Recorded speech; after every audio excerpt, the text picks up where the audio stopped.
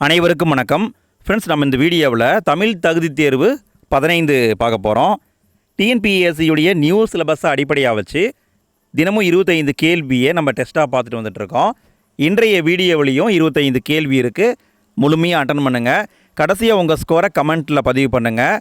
First கமெண்ட்டில் இதுக்கு முன்னாடி நம்ம வீடியோ போட்டிருக்கோம் இல்லைங்களா, அதுக்கான லிங்க்கை கொடுத்துருக்கேன். மறக்காமல் அதையும் கிளிக் பண்ணி பாருங்கள். இதே மாதிரி தினமும் நம்ம டெஸ்ட் நடத்திக்கிட்டு இருக்கோம். காலையில் கரெக்டாக 5 மணிக்கு வீடியோ வந்துடும். மறக்காமல் அட்டன் பண்ணுங்கள். சரி, ஓகே, நம்ம இன்றைய டெஸ்ட்டுக்குள்ளே போகலாங்களா? எல்லாருமே ரெடியாக இருக்கீங்களா? சரி பாருங்கள். ஃபஸ்ட்டு கேள்வி, மருவு பெயர்களை பொறுத்துக. மருவு பெயர்களை பொருத்த வேண்டும். மதிரை அப்படிங்கிறது பழங்கால கல்வெட்டில் இருக்கிற பேர். இது மதுரையாக மாறியிருக்கு. பொழில் ஆட்சி என்பது பொள்ளாச்சி என்று மாறியிருக்கு. முதுகுன்றம் அப்படின்னா விருத்தாச்சலம். திருமறைக்காடு என்றால் வேதாரண்யம். அப்போ இங்கே விடைன்னு பார்த்தீங்கன்னா 3, 4, 1, 2. மதுரை அப்படின்னா மதுரை, பொழில் ஆட்சி என்றால் பொள்ளாச்சி, முதுகுன்றம் என்றால் விருத்தாச்சலம், திருமறைக்காடு என்றால் வேதாரண்யம். அடுத்த வினா பாருங்கள். சொல்லின் வெளியே நின்று சுட்டுப்பொருளை உணர்த்துவது. சொல்லின் வெளியே நின்று சுட்டுப்பொருளை உணர்த்துவது என்னன்னு கேட்டிருக்காங்க. இதற்கான பதில் புறச்சுட்டு. சொல்லுக்கு வெளியே நின்று சுட்டுப்பொருளை உணர்த்துவது புறச்சுட்டு. அடுத்த வினா பாருங்கள். எதிர்ச்சொற்களை பொறுத்துக. எதிர்ச்சொற்களை பொறுத்துனுங்க. இதற்கான பதில் ஆங்கு அப்படின்னா அங்கே, அதாவது அங்கே என்று அர்த்தம். இதுக்கு எதிர்ச்சொல் இங்கு, அதாவது இங்கே அப்படின்னு அர்த்தம். இடும்பை அப்படின்னா துன்பம் என்று அர்த்தம். எதிர்ச்சொல் இன்பம். அப்போ இதை 2. திண்மைனா வலிமை என்று அர்த்தம். அதுக்கு எதிர்ச்சொல் நோய்மை. அலர் என்றால் மலர்தல் என்று அர்த்தம். இதுக்கு எதிர்ச்சொல் உதிர்தல். அப்போ இங்கே விடைன்னு பார்த்தீங்கன்னா 4, 3, 2, 1 இதான் சரி. இடும்பை அப்படின்னா துன்பங்க. இந்த அர்த்தங்களை பார்த்துக்கோங்க. இடும்பை என்றால் துன்பம்.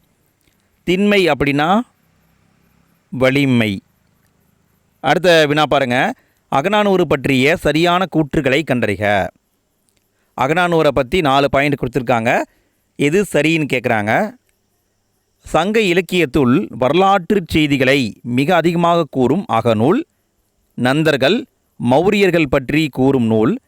பண்டைய தமிழர் திருமணம் குறித்து கூறும் நூல் அகநானூறு. பங்குனி விழா செய்தியை கூறும் நூல். இதில் சரியானதுன்னு பார்த்தீங்கன்னா அனைத்துமே சரிங்க. நல்லா கவனிங்க. இது அகம் சார்ந்த நூல். இந்த வார்த்தையை கவனிங்க. சங்க இலக்கியத்தில் வரலாற்று செய்தியை கூறும் நூல் அப்படின்னு பார்த்தீங்கன்னா புறநானூறு வரும், அகநானூறு வரும். ஆனால் இங்கே அகம் சார்ந்த நூல் கேட்டிருக்காங்க. ஸோ அகநானூறு என்பது தான் கரெக்டு. புறநானூறு என்பது புறம் சார்ந்த நூல். நந்தர்களை பற்றியும் மௌரியர்களை பற்றியும் இந்த நூலில் சொல்லியிருக்காங்க. பண்டைய தமிழருடைய திருமணம் பற்றியும் சொல்லியிருக்காங்க. பங்குனி விழாவை பற்றியும் சொல்லியிருக்காங்க. அடுத்த வினா பாருங்கள். இரு பொருள் தரும் சொற்களை பொறுத்துக. 2 பொருள் தரக்கூடிய சொற்களை கொடுத்துருக்காங்க. கரெக்டாக பொருத்தணும். இதற்கான பதில் காடு. காடு எதுக்கு வரும்? கானகம், அடவி. இது காடு. மலை அப்படின்னா வெறுப்பு, வரை அப்படின்னு வரும். இது 2. அழகு அப்படின்னா எழில், வனப்பு. இது 3. கடல் அப்படின்னா ஆழி, பறவை. ஸோ இங்கே பார்த்தீங்கன்னா 4, 1, 2, 3 இதுதான் சரி. 4, 1, 2, 3. நல்லா கவனிங்க. காடு அப்படின்னா அதுக்கு வேறு பொருள் பாருங்கள். கானகம், அடவி. மலை அப்படின்னா வெறுப்பும் வரும், வரை அப்படிங்கிறது வரும். அழகுன்னா எழில், வனப்பு வரும். கடல் அப்படின்னா ஆழி, பறவை வரும். அடுத்த வினா பாருங்கள். சந்திப்பிழையற்ற தொடரை கண்டறிக. எந்த தொடரில் சந்திப்பிழை இல்லைன்னு கேட்டிருக்காங்க. இதுக்கு நம்ம ஆல்ரெடி சொல்லியிருக்கோம். வல்லினம் மிகும் இடங்கள், மிகா இடங்கள். இந்த கான்செப்ட் தெரிஞ்சால் தான் சந்திப்பிழைகளை நம்ம நீக்க முடியும். இதை நம்ம ஆல்ரெடி பார்த்துருக்கோங்க. அந்த, இந்த, எந்த, இந்த சொல்லுக்கு பின்னாடி கண்டிப்பாக வல்லினம் மிகும். அதனால் இங்கே மிகுந்து வரல, இங்கே வந்திருக்கு, இங்கே வந்திருக்கு. இந்த 2ல் இதோ ஒன்று தான் விடையாக இருக்க வாய்ப்பு இருக்குது. அடுத்தது பாருங்கள். தயிருக்கு. தயிர் குடம். இது பார்த்திங்கன்னா 2ஆம் வேற்றுமை உருபும் பயனும் உடன் தொக்கத்தொகை. அதாவது தயிரை கொண்ட குடம் என்று அர்த்தம் வரும். இங்கே கண்டிப்பாக வல்லினம் மிகணும். ஸோ இங்கே தான் மிகுந்து வந்திருக்கு. அப்போ இதுதான் சரி. அந்த பையன் தயிர் குடத்தை எடுத்து வந்தான். இதுதான் சரி. அந்த பையன் தயிர் குடத்தை எடுத்து வந்தான். இதுதான் சரி. இதுக்கான ரூல்ஸ் என்னங்க? அந்த, இந்த, எந்த, இந்த சொற்கள் வந்தாவே கண்டிப்பாக வல்லினம் மிகும். அதே மாதிரி இரண்டாம் வேற்றுமை உருபும் பயனும் உடன் தொக்க தொகையில் வல்லினம் மிகும். அப்போ இங்கே பார்த்தீங்கன்னா இதுதான் சரி. அடுத்த வினா பாருங்க. ஓரெழுத்து ஒரு மொழிகளை பொறுத்துக. தா அப்படின்னா குபேரன் பிரமன் வரும், இது 1. பா அப்படின்னா அழகு திப்பிலி வரும், இது 2. ஆ என்றால் காற்று புயல் வரும், இது 3. தூ அப்படின்னா உணவு அனுபவம் வரும், இது 4. அப்போ இங்கே விடைன்னு பார்த்தீங்கன்னா 3 1 4 2 3 1 4 2 இதுதான் சரி. அடுத்த வினா பாருங்கள். கலைச்சொற்களை பொறுத்துக. ரொம்ப சிம்பிள் தான். இதுக்கான பதில் நோட் புக் அப்படின்னா எழுது சுவடி, அப்போ 4. ஆன்சர் புக் அப்படின்னா விடை சுவடி, இது 2.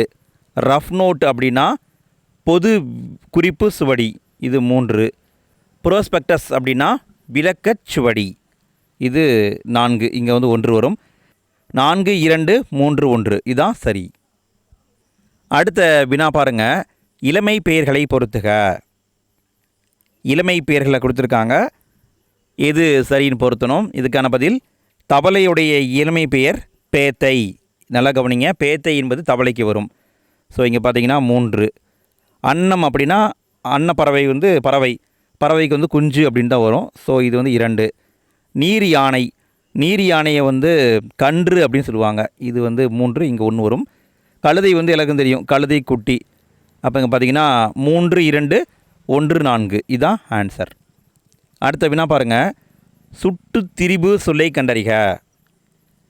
சுட்டு திரிபு சொல்ல கண்டுபிடிக்க சொல்லியிருக்காங்க. சுட்டெழுத்து 3 அப்படின்னு பார்த்தோம். ஆ இ உ இந்த 3ம் சுட்டெழுத்துக்கள்.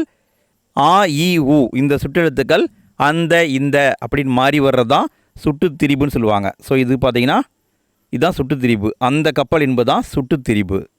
அடுத்த வினா பாருங்க. குறில் நெடில் வேறுபாடு அறிந்து பொறுத்துக. குறில் நெடில் வேறுபாடை வச்சு பொறுத்து சொல்லியிருக்காங்க. இதுக்கான பதில் துறம் அப்படின்னா இங்கே வலிமை வேகம் மதில் என்ற பொருள் வரும், இங்கே 1 தான். தூரம் அப்படின்னா தொலைவு இடைவெளி, இது ஈஸி தான். அப்போ இங்கே பார்த்தீங்கன்னா 3. எரி அப்படின்னா நெருப்பு நரகம் ஒளி தீ வருத்தம் வரும், இங்கே பார்த்தீங்கன்னா 2. இங்கே 3 வரும். ஏரி அப்படின்னா நீர்நிலை மேற்பகுதி. ஸோ இங்கே பார்த்தீங்கன்னா 4 தான். அப்போ பார்த்தீங்கன்னா 1 3 2 4 இதுதான் சரி. அடுத்த வினா பாருங்கள். கழுத்தை இடமாக கொண்டு பிறக்கும் எழுத்துக்கள் என்னென்ன? கழுத்தை இடமாக கொண்டு பிறக்கும் எழுத்துக்கள் என்னென்ன? உயிரெழுத்துக்கள் பிறக்கும், இடையின மெய்யெழுத்துக்களும் பிறக்கும், இதுதான் சரி. கழுத்தை இடமாக கொண்டு பிறக்கும் எழுத்துக்கள் ஒன்று உயிரெழுத்து, இன்னொன்று இடையின மெய்யெழுத்து. அப்போ உங்ககிட்ட ஒரு கேள்வி, மெல்லின மெய்யெழுத்துக்கள் இருக்கு இல்லைங்களா, இது எங்கே பிறக்கும்? வல்லின மெய்யெழுத்துக்கள் எங்கே பிறக்கும்? ஆயுத எழுத்து எங்கே பிறக்கும்? இதெல்லாம் பார்த்து வச்சுக்கோங்க ஃப்ரெண்ட்ஸ். தெரிஞ்சவங்க கமெண்ட்டில் பதிவு பண்ணுங்கள். எத்தனை பேர் கரெக்டான ஆன்சர் போடுறீங்கன்னு பார்க்கலாம்.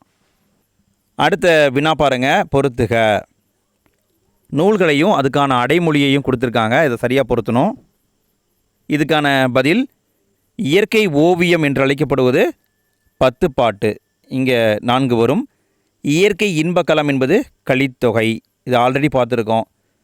இயற்கை வாழ்வில்லம் என்பது திருக்குறள், ஸோ இங்கே இதுதான் வரும். இயற்கை தவம் என்பது சீவக சிந்தாமணி, இங்கே 1 வரும். பார்த்திங்கன்னா 4 2 3 1 இதுதான் விடை.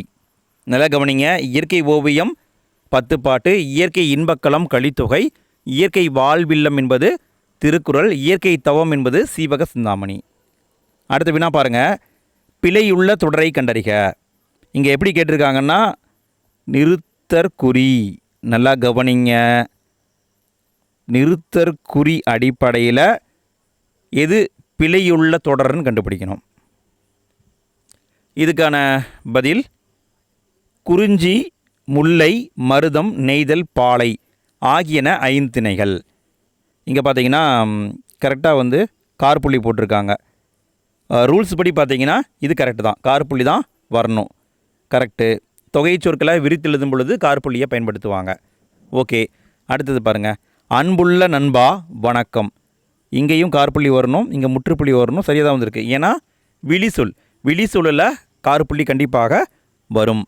அடுத்தது பாருங்கள், அமுதன் தோட்டத்துக்கு சென்று வாழை இலை பறித்து வந்தான். முற்றுப்புள்ளி வந்திருக்கு, ஆனால் இங்கே கமா வந்திருக்கணும். ஏன் அப்படின்னா இது பார்த்திங்கன்னா வினையெச்சம். வினையெச்சம் வந்தால் அங்கே கார்புள்ளி வர வேண்டும் என்பது விதி. இங்கே வரல. ஸோ அதனால் இது தவறு. நம்ம எல்லாருமே இப்படி தான் எழுதுகிறோம். ஆனால் ரூல்ஸ் படி பார்க்கும் பொழுது வினையெச்சங்களுக்கு பின்னாடி கார்புள்ளி போடணும் அப்படின்னு சொல்லியிருக்காங்க. அடுத்து பாருங்கள், குழந்தை நிலவை பார்த்து கார்புள்ளி நிலா நிலா ஓடி வா என்று பாடியது. மேற்கோள் குறிகளுக்கு முன்னாடி கார்புள்ளி வரணும். ஸோ இதுவும் சரிதான். அப்போ இங்கே பார்த்தீங்கன்னா 3 தான் தவறு. அடுத்த வினா பாருங்கள், எதிர்மறை சொற்களை பொறுத்துக. எதிர்மறை சொற்களை பொருத்தணும். தன்மை, பன்மை, இந்த மாதிரி அதை வச்சு கண்டுபிடிக்கணும். இதுக்கான பதில் நான் அல்லேன். நான் அல்லேன். நீ அல்லை. அவன் அல்லன். அவர் அல்லர்.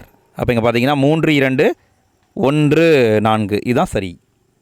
அடுத்த வினா பாருங்கள், எழுவாய் செய்யப்படு பொருள் பயனிலை என்னும் வரிசையில் அமையும் தொடர் எது?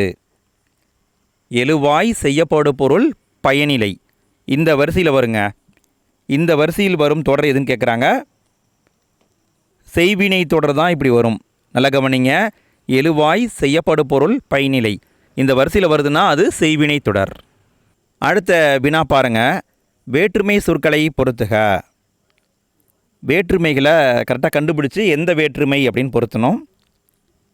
இதுக்கான பதில் நண்பனது கை. அது அப்படிங்கிறது 6ஆம் வேற்றுமை தொகை. ஸோ இங்கே சரியாக தான் வந்திருக்கு. அடுத்தது இரவின் கண் மழை பெய்தது. கண் அப்படிங்கிறது 7ஆம் வேற்றுமைக்கான உருபு. அப்போ இங்கே சரியாக தான் இருக்குது. புகை மனிதனுக்கு பகை. கூ என்பது 4ஆம் வேற்றுமை உருபு. அப்போ இங்கே பார்த்தீங்கன்னா 3. அடுத்து தாயோடு குழந்தை சென்றது. இந்த ஓடு அப்படிங்கிறது பார்த்திங்கன்னா 3ஆம் வேற்றுமைக்கான உருபு. ஸோ இங்கே பார்த்தீங்கன்னா 3. 1, 2, 4, 3 இதான் சரி. அடுத்த வினா பாருங்கள், 8 தொகை நூல்களுள் அகமும் புறமும் கலந்த ஒரே நூல். 8 தொகை நூலில் அகமும் புறமும் கலந்த ஒரே நூல் எதுன்னு கேட்குறாங்க. பரிபாடல். பரிபாடல் தான் அகமும் புறமும் கலந்த ஒரே நூல். அடுத்த வினா பாருங்கள், உவமை தொடரின் பொருளை கண்டறிக. சரியாக பொறுத்துங்க பார்க்கலாம்.